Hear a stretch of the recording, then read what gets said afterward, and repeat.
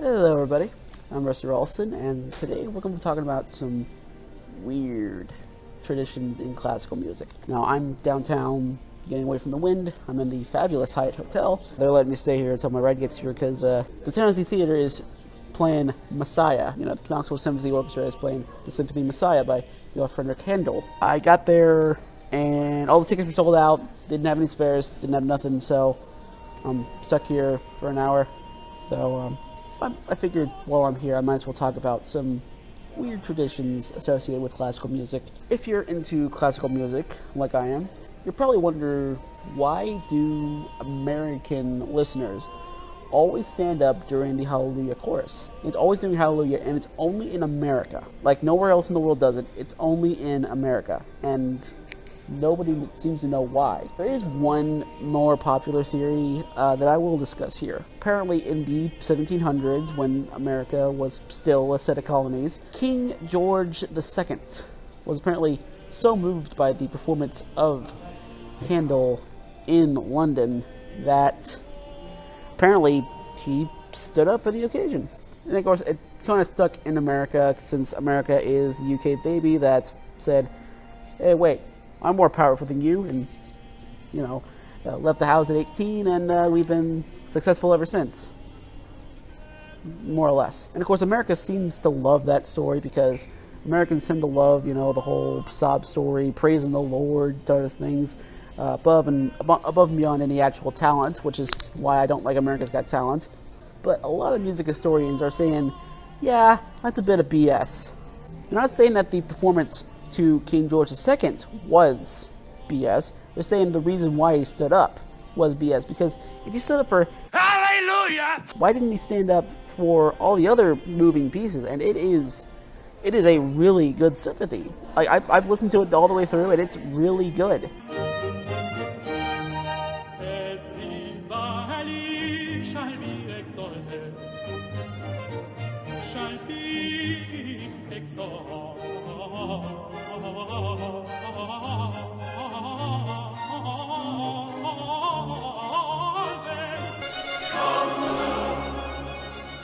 The mighty God, the everlasting Father, the Prince of Peace. To us a child is born, to us a child is born. A son is given, to us a child is born. Praise be to God, who giveth us the victory, who giveth us the victory through our Lord Jesus Christ. Thanks be to God, thanks be to God, thanks be to God, thanks be to God. Thanks be to God, thanks be to God.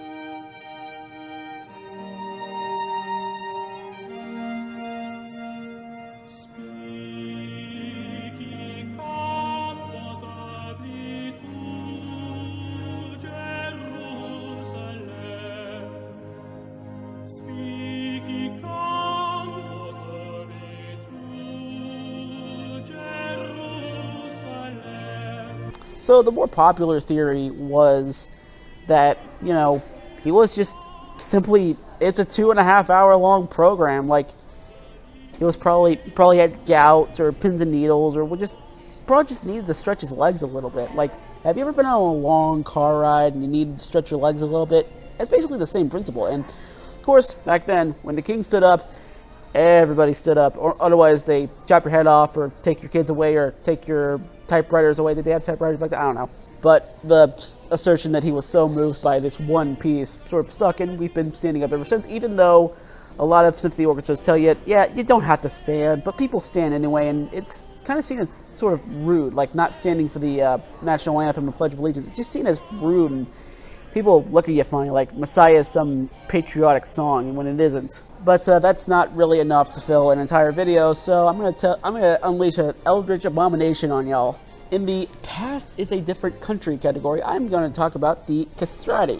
What is a castrati? Well, a castrati is a tall, big-chested man with a loud, high-pitched voice. So he figured, wow, I mean, that sounds really good. Must be like a freak of nature and have some practice. I mean, like, I can't, you know, normally people, you know, I was assigned male at birth, and I can't reach that high. Like, the highest, no, I can pitch is like, like, that's about it. I'm not very good at it. So I must have had some very practice, right? No. Here's how they really did it, and the name should clue you in, castrati. And yeah, I know what you're thinking, and yes, they did. They castrated young boys. Like, straight up, just 10-year-old choir kids, possibly from a Catholic church, and like, they didn't have any of the fancy chemical stuff. No, they just whacked those nuts right off. And you think I'm joking, they actually had like specialty scissors with like a little scoop. Of course, what people are really interested in is the operation. And here we've got 3 things with which the operation was done: a lancet, a cauterizing iron, and a castratore. This little pair of 18th century secateurs would have been used to remove the whole of a child's scrotum at one fell swoop. Could, of course, be heated to red heat as well to do the cut and the cauterization at once. That was one method. And I am uncomfortable talking about it in public, and you're probably uncomfortable listening to it. And if you're not uncomfortable listening to what I'm talking about, get some help. But yeah, they whack those nuts right off, often without the kid's consent, obviously. The reason why they would commit such an act of atrocity against humanity is because a young boy has a very beautiful, trained young boy has a very beautiful, high-pitched voice, and it sounds angelic. This is the age of the train. This is the age. Uh-oh. And they figured, well, let's have this angelic voice go on for the rest of the singer's life, and so they cut off the balls, and whatever effect it had, it wasn't, if you listen to an actual castrati recording, and they are out there, I don't know whether it be the old age, but it sounds pretty creepy, like very, very creepy.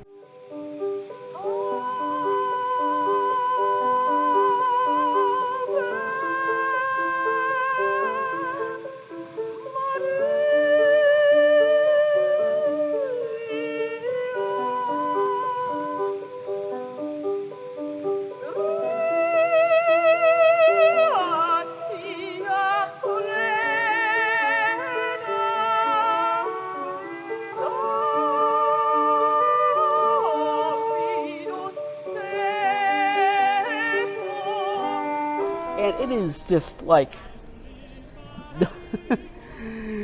I am so glad we don't do that anymore, and it's great that we don't do that anymore, because now we do things like this.